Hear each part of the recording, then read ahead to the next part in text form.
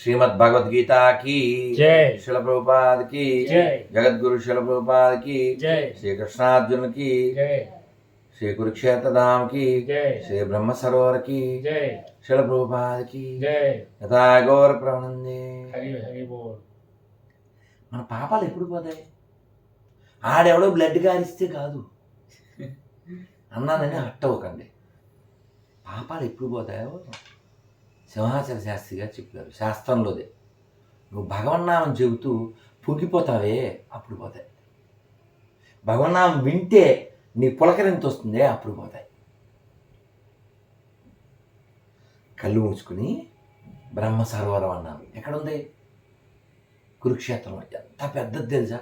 దాని చుట్టూ రౌండ్ వేస్తే ఈ లోపల రైలు వెళ్ళిపోద్ది. అంత పెద్దది. అలా ఇప్పుడు అలా తలుచుకోగానే బ్రహ్మ సరోవరం, అక్కడ పెద్ద జెండా, కృష్ణార్జునులు, ఆ రథము, ఒక చెట్టు, జ్యోతిషార్ అంటారు. అక్కడే భగవద్గీత చెప్పారు. భగవద్గీత అర్జునుడు ఒక్కడే విన్నాడు అనుకుంటున్నారా? ఆ చెట్టు కూడా వింది. సైంటిఫిక్గా ఇంకో రీజన్ ఉంది. ఏంటంటే ఎక్కడ నువ్వు ఇప్పుడు మాట్లాడేవా కమ్ అంటాడు కృష్ణుడు. కమ్ అంటే ఏంటి? ఇంగ్లీష్లో COME కమ్ కాదు. కమ్ అంటే ఆకాశం. ఇక్కడ ఉన్నావు కదా నేను మాట్లాడినా ఇదే ప్లేస్లో ఆకాశంలో ఈ వాయిస్ రికార్డ్ అవుతుంది. ఆ రికార్డింగ్ సిస్టమ్ పెట్టాడు కృష్ణుడు. ఆ కురుక్షేత్రంలో ఎక్కడ చెప్పారో అక్కడ రికార్డెడ్ ఇది. ఇలా చాలా విషయాలు ఉన్నాయి. సరే, అంటే మన నుంచి ఏం కృష్ణుడు ఏం కోరుకుంటున్నాడు ఇది వినండి, మీరు చెప్పండి. సర్వభూతస్తమాత్మానం. మడ్ర చేయకండి, నేను పాడేస్తా. సర్వభూతస్తమాత్మానం సర్వభూతాని చాత్మని ఈక్షతే యోగయుక్తాత్మ సర్వత్ర సమదర్శన. ఇది 6వ అధ్యాయంలో 29వ శ్లోకం. అంటే కృష్ణుడు ఏం ఎక్స్పెక్ట్ చేస్తున్నాడు? నిన్న రాత్రి ఉపన్యాసంలో పబ్లిక్లో అన్నిసార్లు చెప్తాను, నాకు ఒక్క శత్రువు లేడు అంట. అదేంటిది? పొద్దున్నే మెసేజ్లో వాడెవడో లాకూడగానే తిట్టాడు నిన్ను. అది వాడి స్థాయి, వాడి భౌతికత తెలియదు కాబట్టి. నాకు శత్రువులు లేరు, వాడు నన్ను శత్రువు అనుకోవచ్చు. అది వాడి స్థాయి, వాడు చదివే పుస్తకం, వాడి మస్తకం. చూడండి ఏం చెప్తాను. నిజమైన యోగి నన్ను సకల జీవులలోనూ, నాట్ ఓన్లీ హ్యూమన్స్, నిన్ను వలే పొరుగువారిని ప్రేమించు. పచ్చబద్ధం. ప్రేమిస్తే బ్రిటిష్ కుక్కలు ఇక్కడ రాకూడదుగా, ఇన్ని లక్షల మందిని చంపకూడదుగా, పోనీ ఇప్పుడున్న గొర్రెలు అయినా సరే నువ్వు నరకానికి వెళ్తానని చెప్పించకూడదుగా, నా మీద తిడుతూ అన్ని వీడియోలు పెట్టకూడదుగా, నన్ను ప్రేమతో మార్చచ్చుగా, వాళ్ళ దగ్గర లేదుగా. జ్ఞానం ఎటు లేదు, ప్రేమ అసలు ఉండదు. అరే ఒరే లాకూడదుగా. బైబిల్ ఎక్కిన ప్రతివాడు నిజమైన యోగి నన్ను సకల జీవుల్లోనూ మరియు సకల జీవులను నాలోను చూచును. నిజమునకు ఆత్మదర్శి అయిన అట్టి వ్యక్తి దేవాదేవుడైన నన్నే సర్వత్రా దర్శించును. ఇది ఇంకో శ్లోకంలో చెప్పాను నిన్న వాళ్ళతో. మరి నిన్న నేను వెళ్ళింది అక్కడికి ప్రకృతి వ్యాధి, దాని పేరు, ఆ ఏరియా పాడేరు. నేను మనం చెప్పింది 15:7. ఏంటది 15:7? మమైవాంశో జీవలోకే జీవభూత సనాతన మనఃషష్టానింద్రియాణి ప్రకృతిస్థాని కర్షతి. ప్రకృతి వ్యాధిలో ప్రకృతి గురించి చెప్పదా? అదేం ప్లాన్డ్ కాదు, బాగుంటుంది అదే చెప్పించారు అంతే. అది బంద్ చేయనా ప్లీజ్. ఈ బద్ధ జగత్తులోని జీవులందరూ నా శాశ్వత అంశములు. బద్ధ జీవనం చేత మనసుతో కూడి ఆరైన ఇంద్రియములతో వారు తీవ్ర సంఘర్షణ చేస్తుండేది. ఫస్ట్ లైన్ చాలు మనకి శత్రువులు ఉండకూడదంటే. ఫస్ట్ లైన్ ఏంటి? ఈ బద్ధ జగత్తులోని జీవులందరూ నా శాశ్వత అంశాలు. ఆయన అంశాలు కదా, ఎప్పుడో ముందు 6లోనే చెప్పాడు, 15 దాకా ఎందుకు? అయితే మనం ఎలా ఉండాలి? అందరిలోనూ, నాట్ ఓన్లీ హ్యూమన్స్, అన్ని జీవుల్లోనూ నన్ను చూచుచు, సకల జీవులను నాలో చూచుచు ఉండేవాడు నిజమనుక ఆత్మదర్శి. ఆత్మదర్శి ఆత్మదర్శించేవాడు ఆత్మదర్శి అంటారు. చిట్ ఫండ్ కడితే మార్గదర్శి అంటారు. అమ్మ 2 పనులు చేయకూడదు. వినమన్నా చేయాలి, జపమన్నా చేయాలి. ఒకటే పని చేయాలి. అట్టి ఆత్మదర్శి అయిన వ్యక్తి దేవాదేవుడైన నన్నే సర్వత్రా దర్శించును. ఇప్పుడు నన్ను తిట్టినోడి మీద కోపం రాదు నాకు. ఎందుకని? వాడు కూడా కృష్ణుని అంశే కదా. ఇప్పుడు మీ అబ్బాయి పడిపోయాడు, దెబ్బ తగిలింది, బురద అంటుకుంది, తిడతావా? కాబట్టి నీళ్ళు తెచ్చి కడుగుతాం కదా, అవునా కదా? నీళ్ళు తెచ్చి కడుగుతాం. అలాగే వీళ్ళకి బైబిల్ బురద అంటుకుంది, కడగాలి. ఇప్పుడు నేను ఎవరికి డబ్బులు ఎగ్గొట్టానా? నన్ను లాకొడకాన్ని తిట్టే వాళ్ళకి, అరే ఒరే నడమను అది ఇది నాతి అతను ఎవరో లక్ష్మణం అరకులోకి వాడే, ఒరే నా కొడక కుక్క ఏవో పదాలు వాడేశాడు. వాడెవడో కాదు గురూజీ, మనకి పుట్టినోడే, పేరు లక్ష్మణ్ కదా. రెడ్డి మాట్లాడు, అలా ఎందుకు మాట్లాడాడు? బైబిల్ ఎక్కబట్టి. మరి అలా తిట్టినా కూడా నేను సారని ఎలా అనగలుగుతున్నాను? భగవద్గీత ఎక్కబట్టి. Very simple. ఇది ఇక్కడ భగవద్గీతలో ఇంకేం చెప్పారు? భాష్యంలో ప్రభుపాద వారు అర్ధము భాష్యం చెప్పింది జగద్గురు శిల ప్రభుపాదకి వినండి. అయితే ప్రతి ఒక్కరి హృదయంలో పరమాత్మ రూపమున నెలకొని నట్టి శ్రీకృష్ణ భగవాన్ని దర్శించుట చేత కృష్ణ చైతన్యవంతుడైన యోగియే నిజమైన ద్రష్ట అనబడును. ద్రష్ట అంటే ఏంటి? చూచు అని ద్రష్ట అంటారు. దృష్టి అంటారు, ద్రష్ట. ఎవరు నిజమైన ద్రష్ట అంటే అందరిలో భగవంతుడిని చూసేవాడు. అందుకని అన్యుల్ని పోలి ఉండరాదు అన్న పోరంబోకు గాడ్ ఎలా అవుతాడు? మనిషి కాడు కదా. భగవంతుడికి 2 ఉండకూడదు కదా. నేను ఇజ్రాయెల్ కొరకే వచ్చాను అన్నాడు వాడు, నెంబర్ 1. వారిని నమ్మడం వల్లనే అన్యులు అన్నాడు. అవి 2 మతాలు ఎంత ప్రమాదం అనడానికి ఎంతకంటే ఏముంది? కాబట్టి అన్నీ సమానమని చెప్పు తెగుద్ది అని చెప్పేది అందుకోసం. బాటా కాబట్టి పర్లేదు, మా రెడ్డి చెప్పినా పర్లేదు. అన్ని సమానం అయితే కింద కూడా సగం మాయ్ అలా చేయకు నువ్వు. సో కృష్ణ చైతన్యవంతుడైన యోగియే నిజమైన ద్రష్ట అనబడును. ఈశ్వర సర్వభూతానాం ఉద్దేశార్జున తిష్టతి.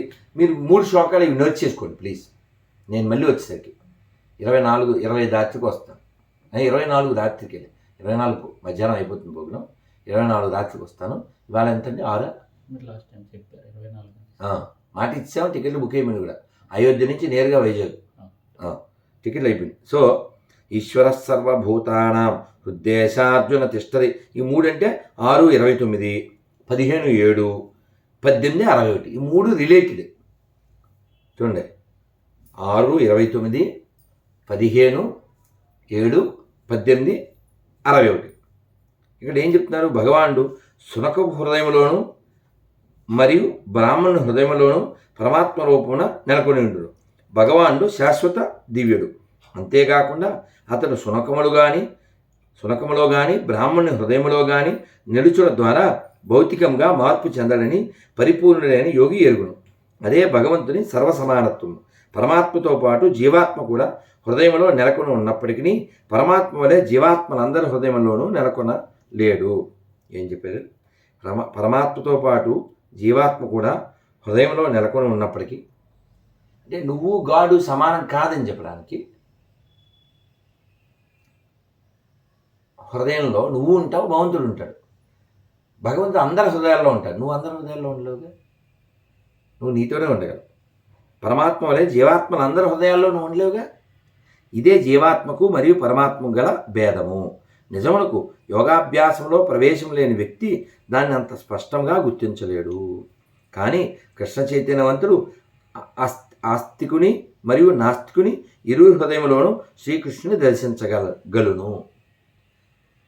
నన్ను ఎంతో ప్రేమతో చూస్తారు మీలోనూ ఆయన్ని చూస్తారు. నన్ను పొద్దున్న లాకొడకి తిట్టాడు, వాడిలో కూడా. ఎందుకని? వాడు అజ్ఞానం చేత తిట్టాడు. అతను ఎవరో పరిచయం లేదు కదా. వరప్రసాదు ఏదో వెంకటేశ్వర వరప్రసాదం, సత్యనారాయణ వరప్రసాదం పుట్టాడు. పాపం వాళ్ళ అమ్మ బాగానే పెంచుంటుంది, వాళ్ళ నాయన బాగానే పెంచుంటాడు. మధ్యలో ఫ్రెండ్స్ ఎవరో బైబిల్ ఎక్కించుంటారు. అందువల్ల దిగజారిపోయాడు.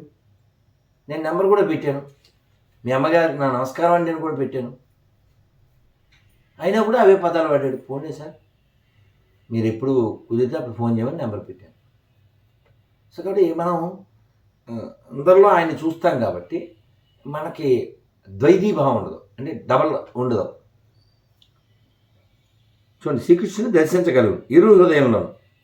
ఈ విషయంలో స్మృతి శాస్త్రంలో ఇట్లు నిర్ధారించబడిన అతత్వాచ్చ మాతృత్వాచ్చ ఆత్మహి పరమోహరి.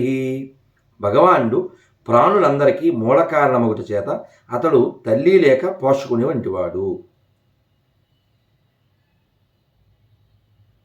చెప్పారుగా, మత్పితా రామచంద్ర మాతారామో మత్పితా రామచంద్ర. నాకు రాముడే తల్లి, రాముడే తండ్రి. తల్లివి నీవే తండ్రివి నీవే చల్లగా కరుణించే దైవము నీవే. దీన్నే రామదాస్ గారు చెప్పారు. తల్లివి నీవే మా తండ్రివి నీవే మా దాతవు నీవే మా భ్రాత రామ ప్రభో పాహి రామ ప్రభో పాహి రామ ప్రభో. అది ఎన్ని చరణాలు చెప్పినా కింద పడిపోతా, 63 చరణాలు. అన్నీ పాడేయాలని కోరిక, ఎప్పుడు పాడతాం. ఓకే, దీన్నే హిందీలో చెప్పారేమని,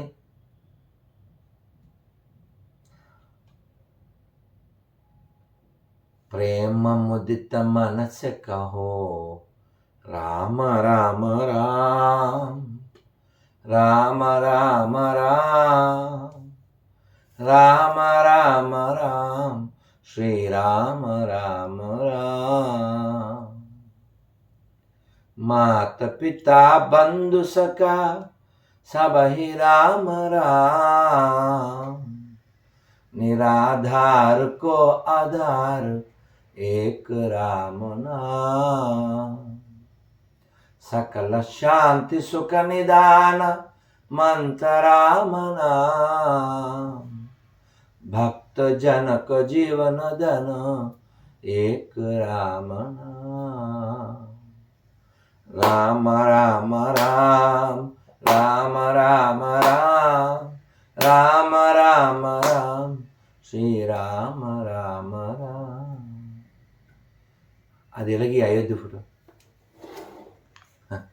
మొన్న అయోధ్య ఈ రామ మందిరం ప్రతిష్ఠ అయితే ఎంతమంది కళ్ళు తుడుచుకున్నారు కదా. ఎందుకంటే ఎన్ని లక్షల మంది త్యాగం, ఎన్ని లక్షల బలిదానాలు. ఈ క్షణం వస్తుందా అనుకుంటే మగోడు ప్రధానమంత్రిగా ఉండడం వలన ఆ క్షణం వచ్చి వహీ మందిర్ బనాయేంగే బనాయా.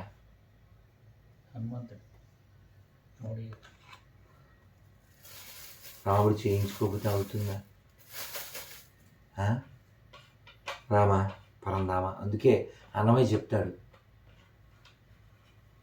సీతాదేవి పాలి చింతామణి ఈతడు ఈతడు దాసుల పాలి ఇహ పరదైవము రామచంద్రుడితడు రఘువీరుడో కామిత ఫలములియ కలిగెనే ఇందరికి రామచంద్రుడితడు రఘువీరుడో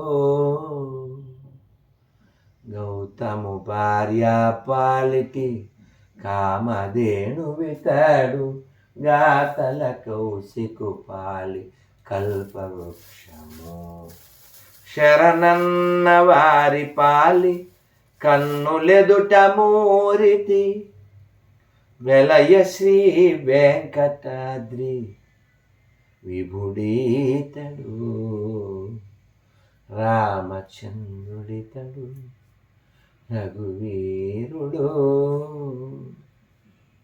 ఎంత గొప్ప రాముడు, ఎంత గొప్ప రాముడు. బాల్యం నుంచి రాముడితో సంబంధం కదా. ఒక చిన్నప్పుడు చెప్పిన రాములు వారు ట్రాక్టర్ మీద వచ్చారు. వస్తే నా దగ్గర ఇప్పుడు ₹10 రూపాయో ₹2 ఉంది. ఇచ్చేసాను. ఇచ్చాక బాబు ఏం పేరు అన్నారు. పెద్ద పోటీగా వెళ్ళాను, నా పేరు చెప్పేసాను. వాళ్ళు పెద్ద పద్యం చదువుతారుగా, అంటే సరదాగా అన్నాను. వారి కుటుంబానికి ఆ సీతారామచంద్రమూర్తి ఆయుర ఆరోగ్యాల్ని ధనధాన్యాల్ని పెద్ద చదివేశారు. నేను పెద్ద అలా నిలబడ్డా. మా మావయ్య వచ్చాడు, మా మూడో మావయ్య. ఇలా రారాను మాట్లాడింది అని చూస్తే ఒరే డబ్బులు ఇచ్చావంటే అవును అన్నా. సరే ఇచ్చావు, సరే పేరు ఎవరికి చెప్పావు? నాది. ఇప్పుడు ఏకనా కదా, అన్ని నాశనాలు కదా, నేను నాది. మా మావయ్య చెప్పాడు, పెద్ద చదువుకోలేదు కానీ మరి అలా చెప్పకూడదురా, మన పేరు నాన్న పేరన్నా చెప్పాలి, మీ నాన్నగారు లేదా అమ్మమ్మ గారి ఇంట్లో ఉన్నాం, తాతయ్య పేరు చెప్పాలి, పెద్దోళ్ళ పేరు చెప్పాలి, మన పేరు చెప్పాలి అని చెప్పారు. తెలియదు కదా. ఇప్పుడు చూడండి, జయస్వామి వారు కానీ పెద్ద ఎన్టీఆర్ కానీ, నేను అక్కడికి వచ్చాను అలా మాట్లాడరు, మేము అంటారు. ఉదాహరణ పట్టుకుంటారని, ఎవరు పెద్దోళ్ళైనా పెద్దోళ్ళందరూ అలాగే మాట్లాడతారు. వాళ్ళ అమ్మాయిని కూడా ఆయన ఏమి మీరు చదువు ఎంతవరకు వచ్చిందని వారు. అసలు ఎలా నేర్చుకున్నారు అంటే నమ్మాల వారు చెప్పారు. నమ్మాల వారు అసలు ఈ పదాలే వాడలేదంట, నేను అనే పదమే వాడలేదంట. ఉదాహరణలో కూడా ఎందుకని భయం ఏంటి, నేను నాదే అని పదం వాడితే అవి ఎక్కడొచ్చి పెట్టేస్తాయి. పదం వాడితే మనం తెల్లారు లేస్తే అసలు వాళ్ళు అచ్చసార్లు వాడేస్తాం. నేను అది అనకపోతే అసలు ఉండవు. నేను అనకపోతే ఇంకేమన్నా ఉందా? నేను అంటే ఒక్కడే కదా అక్కడ. ఒరే సర్వనాశనానికి పెద్ద విత్తనం రాది. దుర్యోధన దేని నాశనం వాడు చెప్పిన ఆయనే చెప్పాడు. దుర్యోధనుడు నాశనానికి కారణం చెప్పాడు కదా, నాకు తెలుసు కృష్ణుడు సుప్రీం అని నాకు తెలుసు, అయినా సరే నా ఈగో నాకు ముఖ్యం అని చెప్పాడు. ఇంకెవడు బాగు చేస్తాడమ్మా? తలుపులో వేలు పెడితే అని తెలిసి అంటే ఇక నేను ఎవడ బాగు చేసేది మనకి మనసులో. అందుకే ఆ నేను అనేది అక్కడ వాడడం మ్యాక్సిమం మానేయాలి. మ్యాక్సిమం సరే పూర్తి చేస్తా. భగవానుడు ప్రాణులందరికీ మూల కారణముడి చేత అతను తల్లి లేక పోషకుని అయి ఉన్నాడు. తల్లి తన సమస్త సంతానం పట్ల సమభావంతో ఉండునట్లుగా భగవానుడు పరమపిత లేక మాత కూడా అట్లే సమభావంతో ఉండును. అనగా అతడు సర్వజీవుల్లో పరమాత్మగా ఎల్లప్పుడూ నిలిచి ఉండునని భావం. బాహ్యంగా కూడా ఒక పాయింట్ చెప్పేసి ఊహించేస్తాను. నిన్ను మా దేవుడు నరకంలో పట్టి శిక్షించేస్తాడు అన్నారు ఎవరో. అంటే నేను అన్నాను, ఎందుకని అన్నా, నువ్వు తిడుతున్నావు మా దేవుడిని అన్నా. మీ దేవుడిని తిడితే వాడు హట్ అయిపోతాడు, అంటే వాడు ఈగో ఉందని కదండి అర్థం. నేను కామన్, ఒక మామూలు ఆర్డినరీ పర్సన్. నేను నన్ను లాకొడక ఆకొడక ఆ పిల్లక ఆ జుట్టు ఇన్ని తిడితేనే నేను క్షమిస్తున్నాను. నాకే అంత క్షమాగుణం ఉంటే వాడికి ఎంత ఉండాలి? దీన్ని బట్టి చెప్పండి, ఏసు బెటరా దాసు బెటరా? చెప్పండి, ఏసు గ్రేటా దాసు గ్రేటా? మీరే చెప్పండి. నేను క్షమిస్తున్నానుగా, కామన్ పర్సన్. నన్ను ఏరా ఒరే లాకుడికి ఎన్ని తిట్టినా నేను క్షమిస్తున్నానే. సరే పక్కన పెట్టండి. బాహ్యంగా కూడా జీవులు ఎల్లప్పుడూ భగవంతుని శక్తిలోనే ఉండును. 7వ అధ్యాయంలో వివరింపబడినట్లుగా భగవంతుని ఆధ్యాత్మిక శక్తి, భౌతిక న్యూన శక్తి అని ప్రధానంగా 2 శక్తులను. జీవుడు ఉన్నత శక్తి అంశైనను భౌతికమైన అపరాశక్తిచే బంధితుడై ఉండును. ఈ విధంగా జీవుడు ఎల్లప్పుడూ భగవంతుని శక్తిలోనే ఉండును. అనగా జీవుడు ఏదో ఒక విధముగా భగవంతుని శక్తిలోనే నెలకొని ఉండును.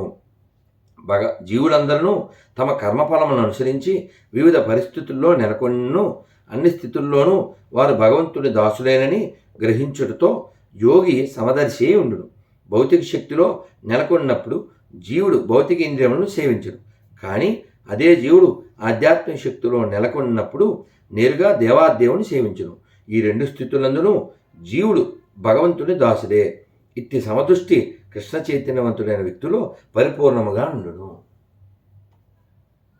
ఒక్కటి చెప్పకుండా ఉండలేను, చెప్పేస్తాను. కుంతీదేవి గురించి కృష్ణుడు పాండవులతో మాట్లాడుతున్నాడు. మీ అమ్మ చాలా కష్టాలు వచ్చినాయి, నా దగ్గరికి వచ్చింది, అంటే నన్ను పిలిచింది. మీ అమ్మ మామూలు ఆడదే ఉంటే, నాకు ఇన్ని కష్టాలు, నా బిడ్డలకి ఇన్ని ఇక్కట్లు పెట్టాడు వాడు ఎవడు? దుర్యోధనుడు.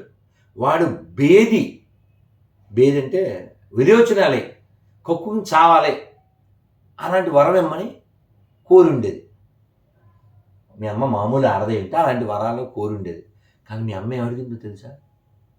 నాకు ఇంకా కష్టాలు ఈ కృష్ణ అని అడిగింది. అలాంటి గొప్ప తల్లి కడుపును పుట్టావయ్యా, అందుకే నిన్ను కౌంతేయ అని పిలిచాను. మనం భగవంతుడి గురించి మాట్లాడడం పెద్ద గొప్ప ఏం కాదు. భగవంతుడు మన గురించి మాట్లాడాలి. అంటే ఆయన హృదయానికి ఎంత పట్టుకుంది చెప్పండి కుంతీదేవి క్యారెక్టర్. నిన్ను ఎందుకు పిలుస్తున్నాను కౌంతేయ అంటే ఇందుకు అని చెప్పాడు. అలాంటి గర్భం నుంచి వచ్చారు. ఆవిడకి ద్వంద్వం లేదు, మీకు కూడా ద్వంద్వం ఉండకూడదు. మీరు దాని నుంచి ఏమన్నా ఉంటే బయటకు వచ్చేయండి. ఎంత హృదయం అండి. అందుకు కదా మహాభారతం చదవాలి, అందుకు కదా భౌతికత చదవాలి. ఓపెన్గా చెప్తున్నాం. మనం ఇక్కడ నలుగురు ఉన్నాం, మనం అందరం చెప్పగలం. మనం పూజించే కృష్ణుడిని ఇతరులు పూజించకపోయినా పర్లేదు. నేను చదివే భగవద్గీత అందరూ చదవకపోయినా పర్వాలేదు. నేను పూజించే రాముడిని శివుడిని ఇతరులు పూజించకపోయినా పర్లేదు. ఈ ఒక్క మాట చెప్పాను క్రైస్తవుల్ని ముస్లింని, ప్రపంచంలో ప్రశాంతత ఎందుకు రాదు? ఎందుకు రాదు? క్షణాల్లో వస్తుంది. ఇజ్రాయెల్ గొడవ తీరిపోద్ది, అమెరికా గొడవ తీరిపోద్ది, మొత్తం చిచ్చు ఆరిపోద్ది. అక్షరాల కోసం కదా నేను కోట్ల మందిని చంపిన ఈ మతాలు అన్నీ సమానం. అంటే మా రెడ్డి కొత్త చెప్పులు కొంటా. మధుకు అర్థమైంది, నీకు అర్థం కాలే. ఎంతటితో స్వస్తి. నువ్వు ఇంకసాలు. జై శ్రీమద్ భగవద్గీతకి, శ్రీ ప్రభుపాదకి. Thank you. అబ్బో